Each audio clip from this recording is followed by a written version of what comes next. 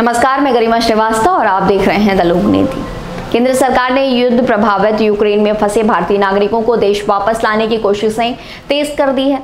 सरकार ने यूक्रेन के खार्किव शहर में रह रहे भारतीय नागरिकों से एक फॉर्म भरने की अपील की है ताकि निकासी के काम में तेजी लाई जा सके।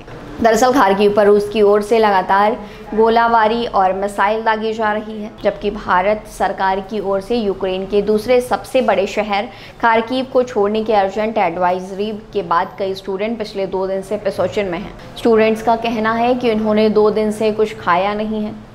इलाके में भारी बर्फबारी हो रही है और तापमान जमाव बिंदु से भी नीचे माइनस में पहुंच चुका है। ऐसे में ये स्टूडेंट तमाम परेशानियों का सामना कर रहे हैं।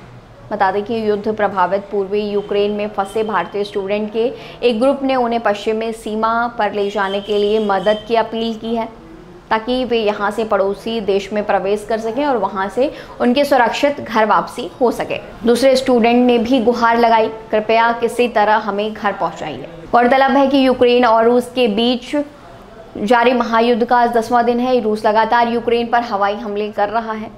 अब रूस ने यूक्रेन के रिहायशी इलाकों में हमले तेज कर दिए हैं। बताया जा रहा है कि यूक्रेन के ईस्टर्न पार्ट खार्किव में कई धमाकों की आवाज़ सुनी गई है। यूक्रेन मीडिया ने दावा किया है कि थोड़ी देर पहले धमाकों की आवाज़ सुनी गई।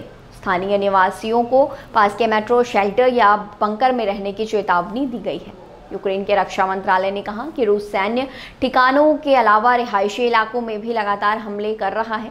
वहीं यह बात भी सामने आई है कि भारत ने यूक्रेन से अपने नागरिकों को निकालने के लिए एडवाइजरी जारी करने में काफ़ी देरी की। 12 फरवरी तक जहां America, Britain, Japan, Israel, Germany, Norway, south Korea और लातविया ने जैसे देशों ने अपने नागरिकों को यूक्रेन छोड़ने की एडवाइजरी जारी कर दी थी, अमेरिकी राष्ट्रपति जो बाइडेन ने से लेकर एंटनी ब्लिंकन तक साफ तौर पर यह बात कह चुके थे कि जल्द से जल्द यूक्रेन छोड़ दें, रूस हमला करने वाला है।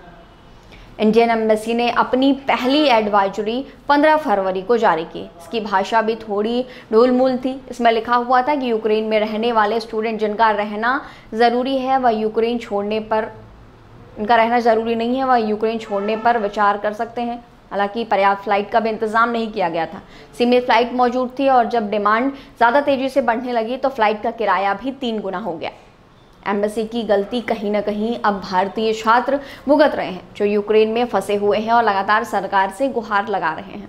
कई छात्रों ने यह कहा कि उन्हें एम्बेसी द्वारा बिल्कुल भी मदद नहीं मिल रही है। आगे देखना होगा कि कब तक भारत अपने छात्रों को यूक्रेन से सकुशल वापस लेकर लौटेगा। इसके साथ ही अब बता दें कि यूक्रेन में सबसे ज़्यादा भारतीय छात्र MBBS की पढ़ाई करने जाते हैं। इस वक्त 18,090 MBBS छात्र यूक्रेन में पढ़ाई कर रहे थे।